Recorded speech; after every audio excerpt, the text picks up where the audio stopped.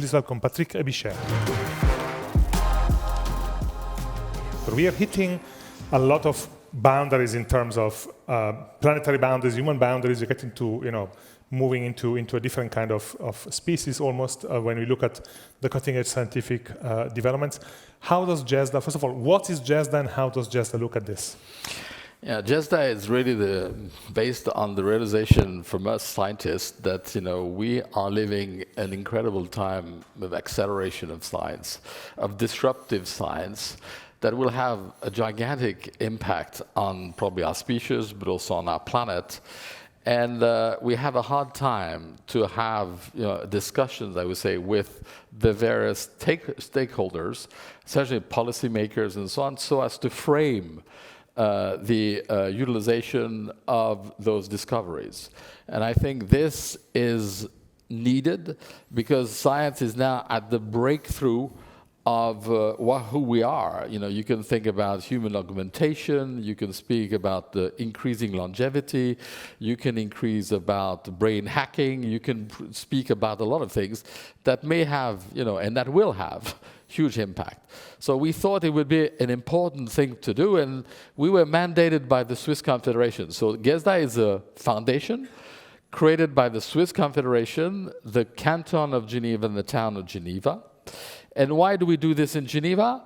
Because you have all those international organizations, you have all the NGOs, but also you have great scientific institutions, name it, for example, the CERN, or EPFL, or the University of Geneva.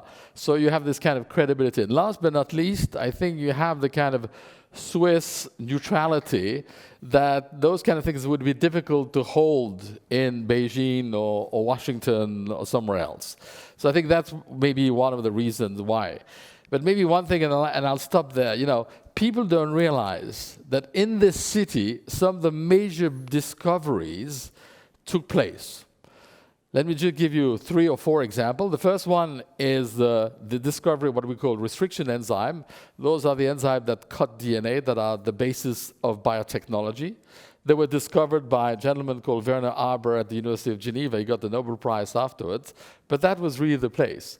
The second one, of course, is the web, which was discovered by physicists at the CERN, just trying to exchange, their data, didn't probably realize the impact it would have. And last but not least, the Higgs boson at the CERN, and also the first exoplanet. So where are we as a species? Those discoveries were made in this town. Which is, unusual for such a small town. So I think it gives a lot of reason, why Geneva is a good place to think about that. There's a science part, and then there is a diplomacy part. Of course, there is a gigantic Geneva international community. And this notion of science diplomacy is really central to what GESDA does. Technology is at the center of a huge international competition, particularly between the United States and China, but not only, there is a technological and scientific race. You're talking about diplomacy, which means creating bridges. So how do we square the competition and the creating bridges? Yeah, that's really the challenge, because we have very different, logics, language. And we have as scientists to make an effort to speak with the policymakers. It's quite amazing to see also that you are here in the organization where you have, in Geneva, you have those organizations, WIPO, WHO, you name it, and very few people work on anticipating because they're so taken by what is happening today that they don't have the time to kind of anticipate. So I think the scientists realize and sometimes feel uncomfortable about pursuing their research, or at least they would like to be sure that their discovery are framed the proper way, so they're going to be utilized for the good of humanity. And of course, science has no political by itself. It's the utilization that will be critical. So I think we're at the point where us scientists say we need now to create those bridges. And we need to tell the society where we think science will be. And that's when I say the core of the thing, and the way it works, is we now have selected the a little over 500 top scientists in what we think are the most advanced, research fields. in human augmentation, in quantum revolution, in advanced AI, and say, where do you see your field, not today, but where will your field be in 5 years? Where will, for example, quantum computing be in 5 years, 10 years, and 25 years? This is very new for scientists to say 25 years look like science fiction. However, I think the guys that are really at the top of this are probably the best people to say where they think this field will be.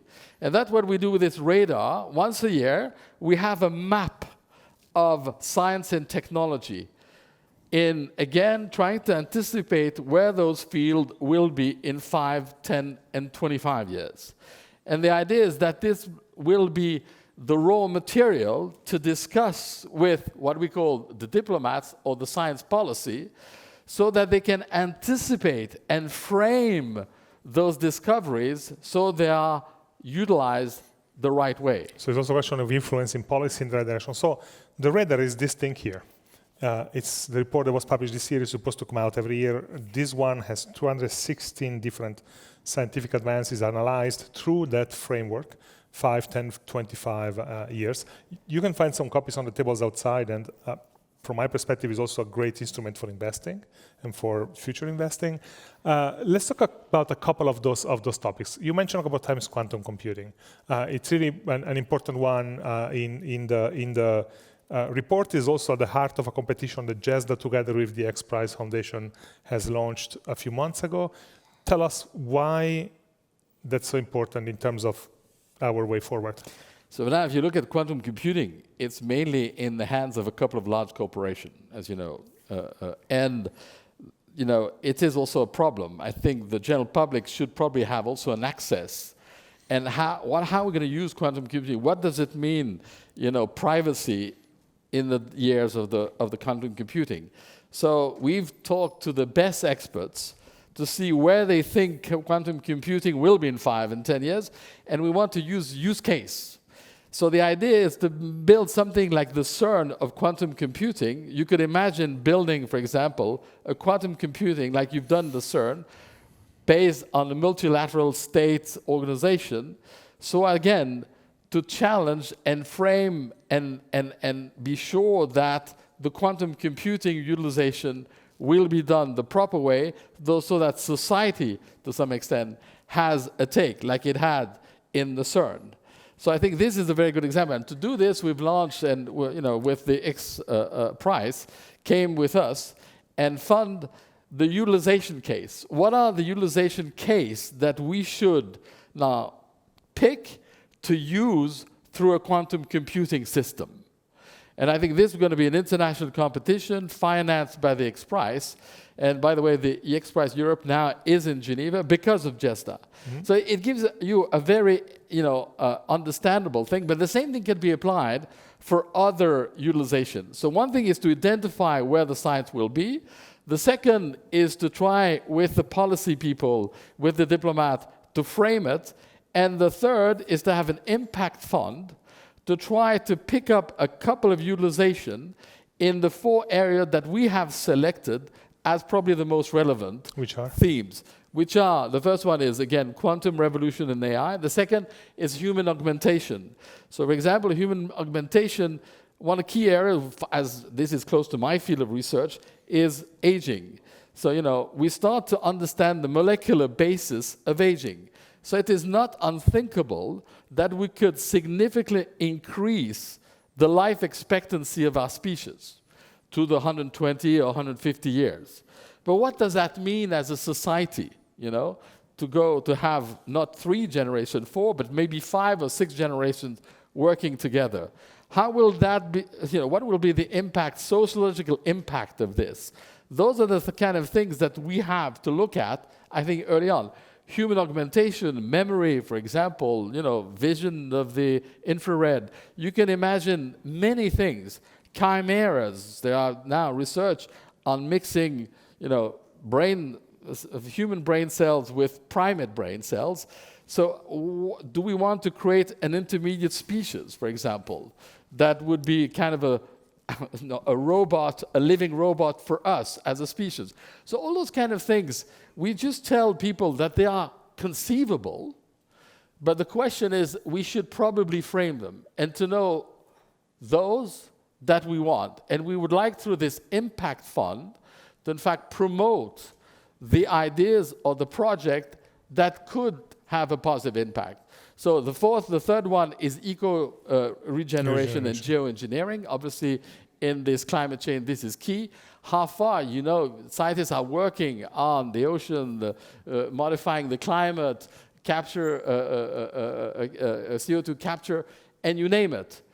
Which are the ones that we want to select? Where do we think that CO2 capture will be in 5, 10, and 25 years? Should we work in acidifying or not the oceans? Those are the kind of things that where you want to know where the science is, where the science predict where it will be, but also to have the policymakers early on. And what we've seen as scientists, we're a bit, worried to some extent of how little science and technology understanding there is in the policymakers, in the diplomatic, in the political, of course, because they're faced with today's problem. Mm-hmm. So I think it's very difficult to say the problem is sufficiently big today. How do you want us to start to think about the problem that may arise in 20 or 30 years? But I think if we don't do it today, we may have the problem, we may pay the problem as a society that we pay today because we may not anticipated the utilization cost of the web. non-anticipation, yes. This is going very fast, and we only have a few minutes, so I want to open immediately for potential questions from you. If you have any for Patrick, just raise your hand and ask it. There is a question down here. Hi, Sophie Marin from the newspaper La Géfie. I just wanted to know how you selected these 3 targets and why no other targets that are trending for the moment. Now, I think they think about those are general frames, but under each of those, when you think about human augmentation, you go to neuroscience, brain hacking, but also gene editing and so on. So in fact, there's about 250 different subjects, but we pooled them so that we could have a certain vision of those. In each of those, we asked some of the top experts, but also we asked the experts what were the fields where they saw that, where they thought that the major breakthroughs would happen. So this was really a common gathering of some of the best. In fact, we've had more than 5,000 scientists answering in all the top universities worldwide to know what they thought would be the breakthroughs in their areas. And then, of course, we've gathered them, and we have now the foundation is structured in 3 forums, a diplomatic forum, an academic forum. So in the academic forum, we have typically university presidents or previous deans of top schools that to kind of put all this together. So I'm not saying that we have everything, but this is the first time that you have a holistic view of what is going on in the laboratory. I call it what's cooking in the laboratory. What we're trying to do is to understand what science is doing today that may have an impact in 10 and 25 years. There are very few institution or things that, entity that can do this. So we went to the top scientists in the top university to tell us, where do you see your field going? What are the breakthroughs that you can foresee coming? So it was really a bottom-up, and it's the results of the bottom, and then, of course, we had to classify it and verify it and have a general, agreement. Now, this will be a rolling system because this is at time 0, but science moves, and you have, disruptions that you could not expect. And that's why we have a rolling system, and the idea that once a year now we have here in this city the GESDA forum where we discuss, we bring the diplomats, the policymakers with the top scientists, but also with industrial people, because I think some of them, of course, have a huge impact on it. If you're talking about quantum computing, you cannot not have the Microsoft, the Alibabas, the Googles yep. at the same time. So that's there. But just to give you an example, yes, it's important, but if you talk about AI, we're talking about AI which is data-based. But as a neuroscientist, now we're starting to understand how the neural code of our brain, You know, a human brain works with 30 watts versus those huge gigantic computer. Can we use the neural code to develop the AIs of tomorrow so that you don't need as much data as today?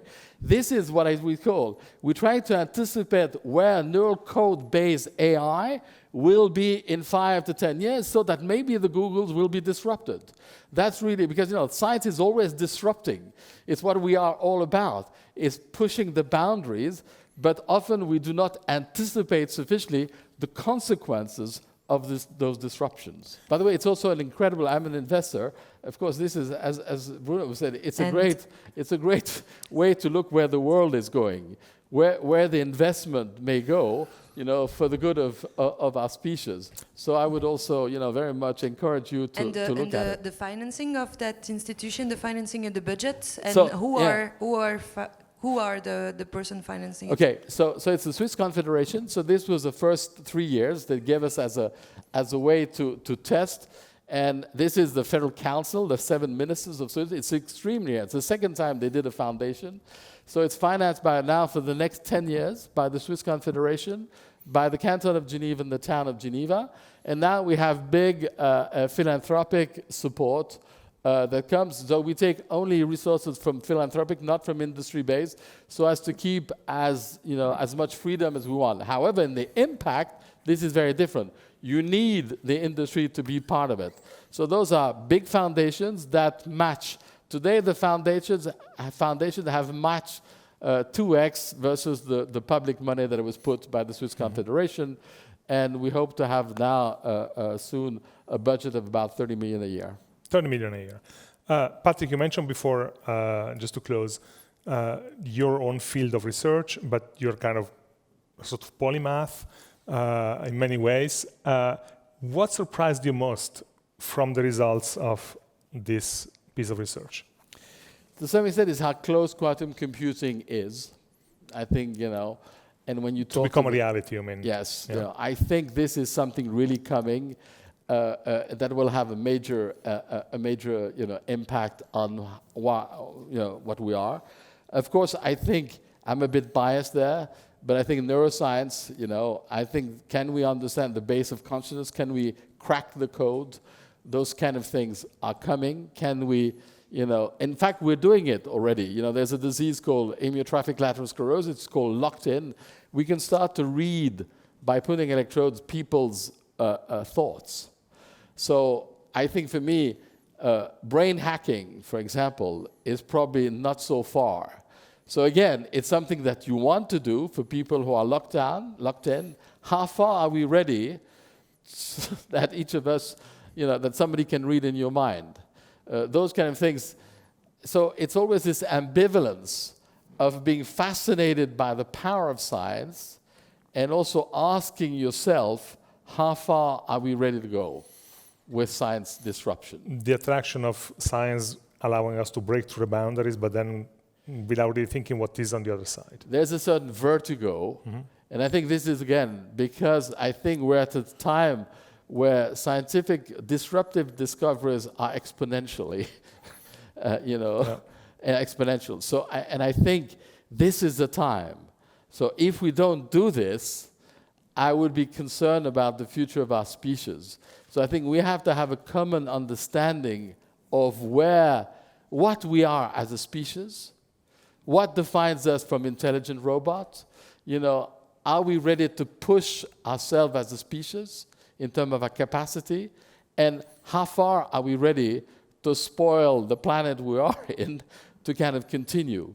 And I think science has potential solutions, but can also create problems.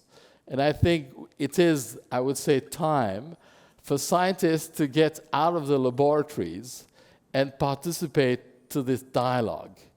And I think science is sufficient itself, because, you know, if you're a top computer scientist, the most important thing is to speak with the other 10 people that understand what you do.